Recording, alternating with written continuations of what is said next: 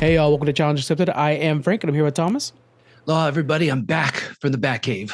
He's back from the back. And we're talking about the Acolyte. This is our episode 6 review. It's post-epic battle that everybody was talking about. What were your initial reactions? Yeah, well, I was really sad I missed last week. Yeah. Now, just in general, shout out to Aaron from Fandom Portals. Yep. He did a great job stepping in. So thank you so much to him. Check out, he's got an upcoming podcast, right? Yes, he does. Yep. Yeah. So shout out to him. That was the one to chat about, I feel like, for me. But this one was, hey, you know what, man? Like, I'm so spoiled with all these other things going on. And listen, I love Star Wars. I've always loved Star Wars, but this has been a little bit like drinking room temperature coffee. Like, I like coffee. I like throwing it down, but at room temperature, it just doesn't hit the same. And for some reason, this episode very much felt like that room temperature. It reminds me, here, I'll get another one for you. When you're thirsty for a beer, but you're like, man, I'm out of the good stuff. Oh, I got that pumpkin beer that somebody bought me back in the Halloween. Damn, I'm real thirsty for beer right now. Yeah, you're like, this is all that's left. I guess I gotta drink beer. that one. Yeah, it was definitely it was definitely like a calm down from last week's amazing episode. And that's understandable. We needed that. We needed clarification of Osha and May's new positions, and it did feel like we got nowhere at the end of this episode. Like, I don't think we progressed any particular way, except for the fact that now Soul knows who is with him. He knows May's with him. But, I mean, and Vanestra's on that planet. I mean, that's it. Which I'm very surprised that she's going back to that planet. That felt like a waste of time. Like, why are you going back to a set we've already been to? And then we had the lightsaber attack. Anyways, let's do a rundown before we go too far into this, I guess.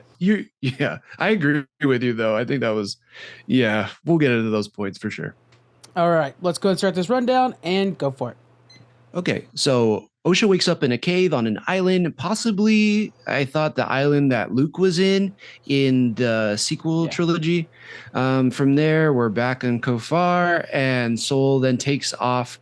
He's trying to report into the Jedi that, all of the rest of the Jedi that he was with got murdered. He then gives Osha the wheel. We know it's not. Basil then gets Pib and then docks him. Yeah, which is great. For Basil. Love Basil. Yeah. Then we're back on the island again with Chimera and May, or I guess Osha, and she grabs the weapon. There's like a good conversation between them. Soul then apologizes to, again, Osha. We know it's May. Then we see that Vernestra is talking to a politician and is told about sort of what happens from a Jedi named Mog.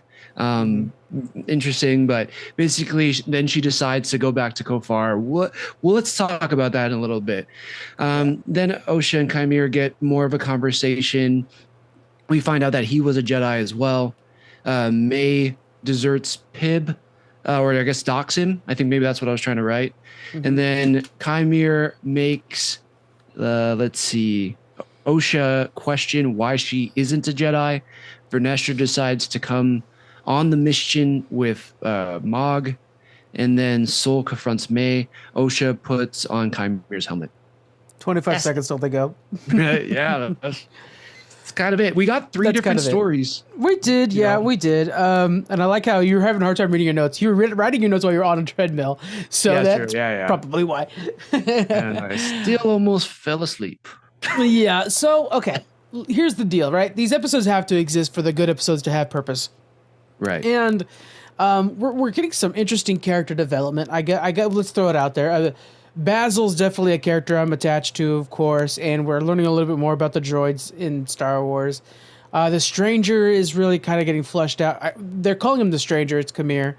They're fleshing him out a little bit more. We find out that he was attacked by presumably a Jedi, and his whole goal is just to find a second person.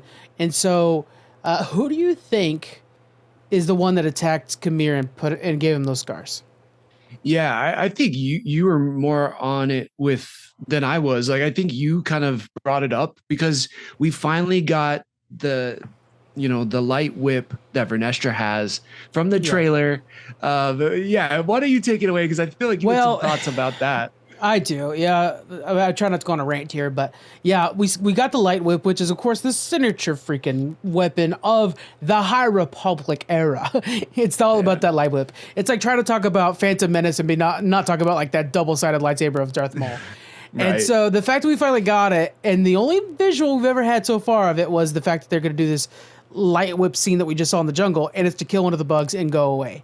And if that's the only representation of that light whip in this entire series, the whole thing goes down in flames. Like that was upsetting. It reminded me right away of the fact that Trinity was all over the marketing for this damn thing, and I have not seen her hardly at all. So yeah, it was unfortunate. Yep. I know it is unfortunate, especially too because I watched The Matrix. I finally got my wife to watch The Matrix, which she'd never done before, and she was like, "Wow, this is actually super good." I'm like, "Right?" Yeah, and then I was like, "Okay, imagine everything you saw of Trinity, but she's only really in like 1.5 episodes, and then gets killed." And she was like, "What?" I was like, "Yeah, that's kind of why people were not happy about her situation in the Acolyte." But yeah. So I think we were making the comparison when we were briefly talking about it, which was the scars on his back look like they could be from a light whip, and that's a very like touchy source of imagery, I guess you could say, having like a whip and then like these back lashes or like back scars from Chimera, but it would make a lot of sense too if they went that route, except for the fact that that's like straight up character assassination for Vernestra, which is a very important character for the High Republic. The High Republic is not real long in its lore, but the lore that we do have is heavily influenced by Vernestra and a couple extra characters. So to take the Luke Skywalker, that's not a very good comparison, but like a main character from all the comics and books, and to just be like, oh, and she's a bad guy. Already, they've been really kind of treating her unfairly because she's so focused on politics and not being a Jedi that's not quite how she's supposed to be, that people have a sour taste in their mouth. Yeah, definitely. I've heard a lot of people who are like, man, I've been reading all the High Republic comics, and it's like, what did they do to Vernestra? And like, there's been a lot of out of pocket, just ridiculous criticisms about this show, unfairly. Yeah, those are right. Yeah, and it's just been stupid. Like the rhetoric for this whole thing is like hasn't been fair at all, and whatever. You can hate the show to hate it. That's fine. We're not telling you not to hate it, but there's been some that are just purely ridiculous without any evidence. And but one thing that did sound pretty substantial to me was the fact that they were like, "Wow, this Vernestra is like not like the Vernestra that we got in the High Republic comics or books at all. Like she's so." Attached to what the political sphere is doing, what the senators care about, and the Senate cares about more than she cared more in the High Republic about what was the will of the Force. Like how is the Force guiding me into like the next phase of my life? And so it seems like her character has taken a pretty big departure already from the source material. So hopefully they remedy that before. We only got 2 more episodes of this, so hopefully they remedy that pretty quickly here. We'll see. She's not a lot of characters I think are going to survive this series. I'm hoping she does, and I hope she does on a high end. I don't know if Soul will survive this series. I doubt the Stranger will. I think maybe Osha and May will. Probably it. Yeah. So let's talk about Osha and May. So, okay. We already talked about this offline, but I think I gotta say it anyway. I'm gonna give her some criticism because and maybe this is unfairly too, we've seen other amazing Black actresses come out on screen recently. Ayo Adabiri, Lupita Nyong'o, right? Like I love these actresses so much, and I think they're powerhouses. But I feel like for some reason, I just don't know what I'm supposed to be getting from Osha and May most of the time. Like when it's May trying to kill people, like, yeah, I get it. She's, evil now, or she's trying to murder, stab, got it. But like this one, I was kind of confused. Like even when Osha grabs the Chimera's lightsaber and is like defending, it looked goofy in a way, and he even says like, it's been a while since you trained with the lightsaber. Like, sure, but it just didn't look. She didn't look confident at all. It just didn't look threatening. I don't know. It looked kind of goofy to me. Yeah, Some people are just not destined to be good actors, and it's unfortunate. That's so definitive. Amandla is not a good actress. We've given her every shot we can, and I think this is probably going to be remembered for a long time on our IMDb. She is not doing a good job in the show, and it's amplified by those who are doing a very good job. Manny Jacinto is thriving. Yes. Lee is thriving, and so when those are the only two people that they're talking, that May and Osha are talking to, it makes them look very bad, and that's a shame because like Manny with his stillness, and I actually just watched an interview of him talking about this, where like he tried to be still as much as possible, like. It's so potent in the room. And both Osha and May look like they're just kind of wandering around a ship or a cave. And I'm just like, I have zero interest in this actress that looks like she's on a stage right now in a high school production in comparison to these other two that are showing off what acting should look like. And, you know, we are very... I don't need to explain this. You guys know how we are about performances. We're very open-minded about everything. And I'm telling you, Amandla is probably not getting a lot of roles after this. Yeah. It just, I'm going to just agree with you there and just say that, Manny Jacinto. Wow, is he the right choice though? He's a great villain. Like I tell you what, I am straight, but I'm not that straight. That dude is awesome. Holy cow! I'm watching him like I want this dude to get some movies. I want to see more of his character. Yeah. But what an interesting choice. I didn't watch all The Good Place, but I'm familiar with some of his I've never work. seen that. Yeah, I gotta watch him that. But Nine Perfect Strangers, he's so good in that though. So good. And I was like, man, look at this guy making out with Nicole Kidman. Like, what's up with that? But it makes total sense. He's a phenomenal actor and he brings so much across with so little, like the way I didn't even know about the stillness part, but that makes a ton of sense because he moves really slow and intentional and he's so intense in everything he says and so methodical. Man, he's so good. I think they perfectly casted him as the villain of the show though. That he's so good.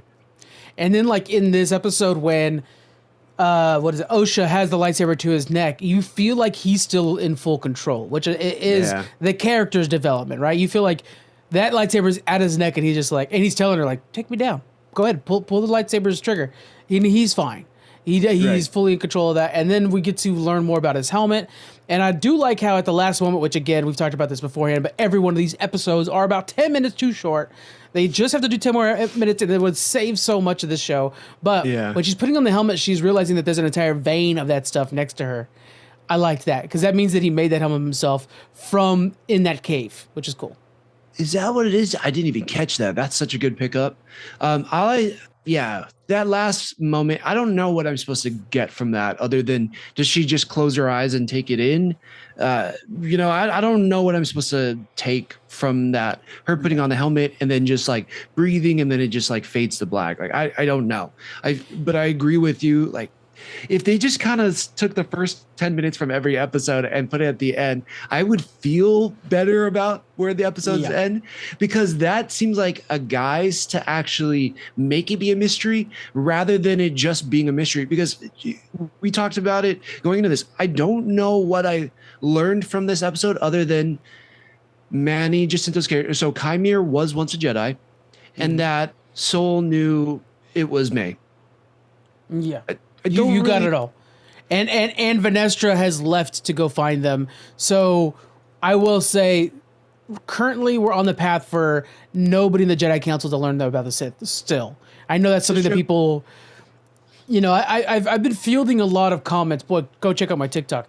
And our TikTok actually. It's scary. I've been fielding a lot of comments of people who are upset about this series. And it drives me bananas because it's like, watch one episode before you have that opinion. And I grew up with my parents, my mom especially would always say, you can't complain about politics unless you vote. Then you could complain about the people because you voted. You put your effort in. Yeah, that's a great, that's a great rule. That's what I feel like. You shouldn't be able to open your mouth about the Acolyte unless you're putting in the time. And we are putting in the time, buddy. Yes. So, fair enough. Yes. And that's what we're complaining is that this episode didn't give us anything. While the last one gave us such a visual spectacle. And we felt heartbreak for Daphne Keene and for Yord. And none of that. And Daphne, we saw Daphne's body there. I was like, no. Yeah.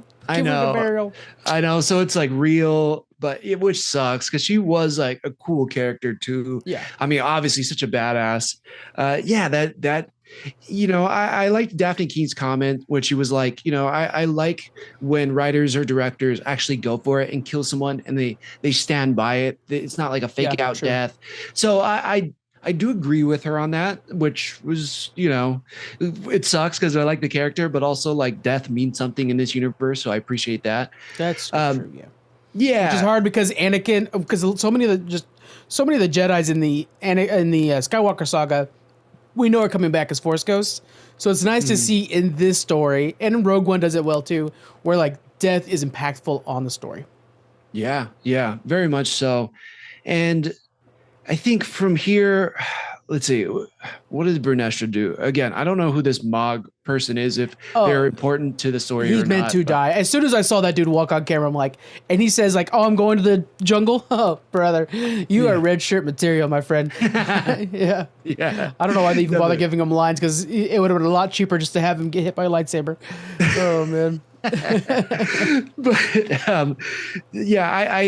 I liked her introduction, Vernestra's, in this episode, kind of going back to it a little bit, where she's talking to the senator, and the senator's like, you've always been forthcoming with us, Jedi, just showing how much they're hiding from the politics and how the Jedi, at least she is, and the Jedi around her, are afraid that politics are going to take some of their power away. So I thought that was kind of interesting. Like, and it kind of does, I guess, add evidence to your point that the Jedi who know about this situation are seriously covering it up. Yeah. And it is, like I've been mentioning in this, as we review the show, we're seeing a collapse of a Jedi that have become complacent in 400 years of unchecked power. They've had the Nihil and stuff like that. They've had villains that have been very good. Nihil is their main villains, but it's not Sith. You know what I'm saying? It's not the ancient villains of old. So we're seeing that, if you have unchecked power, essentially, and you're completely trusted, then you can easily become a little corrupted for goodness sake, essentially. I think that's what we're going to be fed by the end of this thing. Whoever attacked Chimera, I almost can suspect that it was because, like, these are the rules, so you had to be attacked or whatever. Like, we're going to find out about that. And so it's going to be kind of, well, but that wasn't justified. It's going to be dirtying up the Jedi name a little bit, but I think that's kind of the point of this show. Yeah, definitely. What do you think? Okay, because we get to the point with Lee Jung Jae, right? We see Soul. We're like, Soul is apologizing. At this time, we think it's Osha. I think he always knew it was May, but he needed to find the right time to like catch her, basically. But he then tells Osha, like, I'm so sorry this happened. It's all my fault and yada yada. I think he was actually apologizing to May, knowing.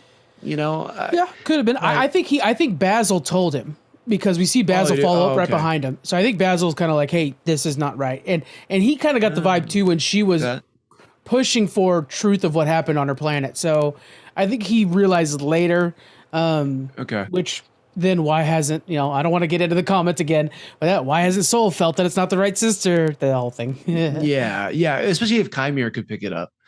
Right. But like, but I think it doesn't really add more to our character. Like, you got your whole crew wiped out, right? It's just you and Osha.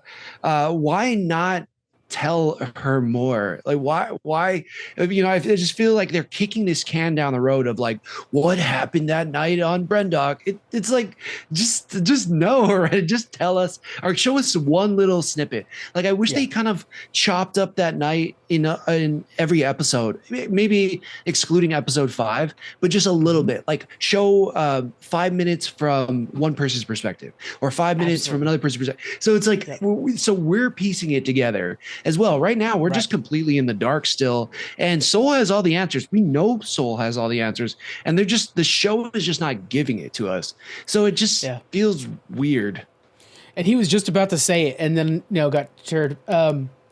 Yeah, you're right. We should have been spoon-fed that a little bit more instead of it being dumped in the beginning before we cared about the characters, which is something we complained about in episode 3, is that we don't care about these characters, so telling us more about them isn't helping you. And I think that's kind of a problem with the series as a whole. I couldn't tell you who I care about in the show or what I care about in the show. I don't care about anything in the show so far, except for probably Chimera and Soul, but even them, like, it's not connected to anything. So right, it's just like I like them because they're cool, and it's like that's fair. That's fine. But it's like other than that, I don't really know why I should like that. We don't know their backstory. We don't know anything about them except for Brendock for Soul. Compared to what I would argue is a perfect Star Wars series, Ahsoka. We care about Ahsoka because we've seen her grow up from a kid and try to realize what it is to be Jedi, you know. And then we have everybody around her that's trying to figure out what it is to be Jedi and what it is to be a rebel still in this post, galactic universe. So it makes more sense to care about those characters. Thrawn feels like a real threat, and here, hell, I'm rooting for the threat at this point, right. And so. Yeah, you're like, go back to Coruscant and wipe them all out, which is which was my complaint from the beginning with the show, which is like, I don't want to root against the Jedi. And we know, yes, not everybody's perfect. Yes. But it's like, I don't need my Star Wars to reflect everything in real life, but again, like, I think we're getting that regardless, but it's like, I feel like, to be honest with you, we might be getting a little ranty in this episode, guys. It was a dud of episode, no doubt. We had this in the past. And I hope you guys understand that this happens with every show. We're still invested in the show. We're going to continue watching it as we always do. Mm-hmm. Yeah, we finished Halo. We finished Halo, great. Hey, Halo was a good show. I have to make sure to mention right now for future reference.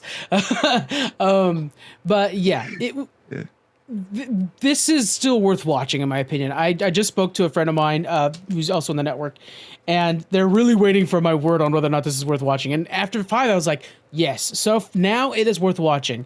After 6, I'm like, okay, maybe wait a little bit longer. I'll tell you in 2 more episodes, because it has to be consumed as a whole, which is what Aaron last episode was bringing up when he was guesting for you. Was like, this show is going to be make or break as a whole, not episode by episode.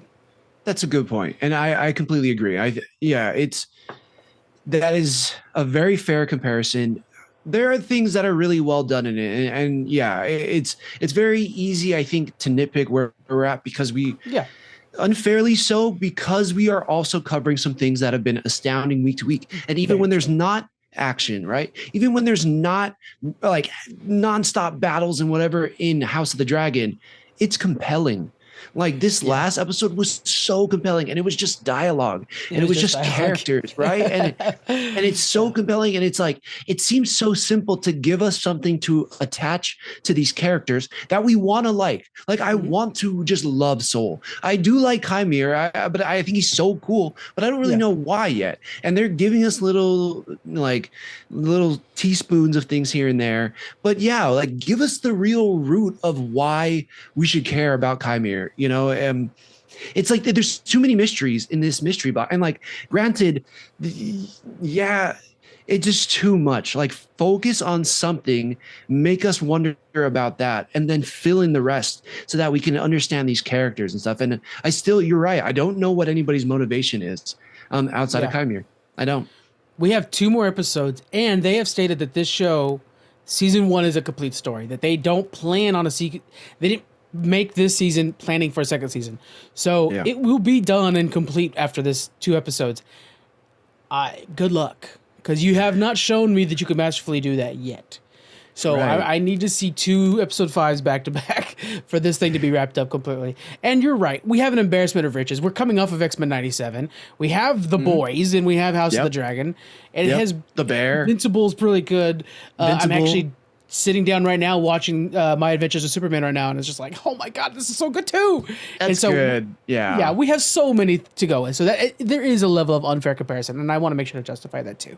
There is, but it also is, I think, rightfully so, that there's criticism on what this show could live up to, being that it is Star Wars, being it is that people love it, and you're going to get extra love and you're going to get extra hate for it, and I get that. But I think for us, we really want to be fair about what this is and how it speaks to us personally, and yeah, I think if you're not meeting a level of standard, it's very hard to root for it, and I want to root for it. I love Star Wars. I love the universe. I love the Ahsoka. I love the Andor. I love Mandalorian. It's like it's there. It's possible, but So yes, I'm still excited because I think there's going to be something that I'm going to love in these last 2 episodes, without a doubt. I'm just curious. Just give us the Brendock episode where we see everything from Soul's perspective. I'm going to be really curious about that, and then just give us a flip. Like, does Osha flip?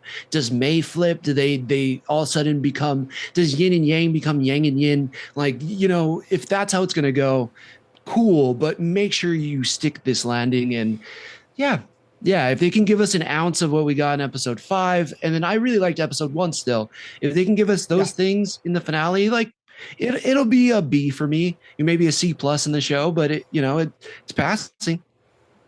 Yeah, it's more Star Wars. We can't complain too much. Right. Let us know if you guys are still hanging out with us this long. I want you guys to voice your opinion.